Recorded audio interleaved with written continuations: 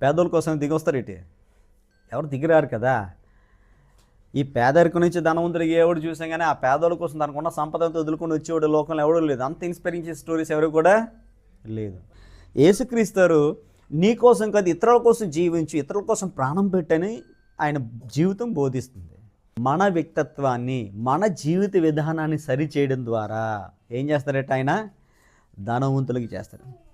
గుణం ఉన్నోడు గొప్పోడా, ధనం ఉన్నోడు గొప్పోడా? ధనం ఉన్నోడు కాదా? ఎందుకని?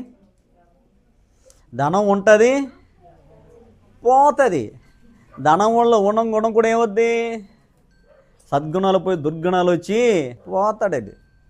అందుకని ప్రపంచంలో మనిషిని విలువ ఇవ్వాలంటే వాడి ధనాన్ని బట్టి కాదు, వాడి గుణాన్ని బట్టి అయితే విలువిస్తాడు.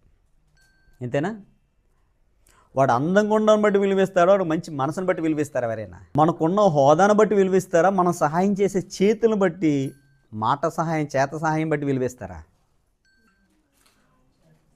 సహాయం చేసే ఆ మనసును బట్టి కదా విలువిస్తారు. యేసుక్రీస్తారు ఆయన మనల్ని ఎలా ఇన్స్పైర్ చేస్తారంటే, ఆయన తన దారిద్ర్యము చేత మనల్ని ఎలా ధనవంతులు చేస్తారంటే, ఆయన ధనవంతుడిగా చేసేది భౌతికపరమైన సంపద విషయంలో కాదు.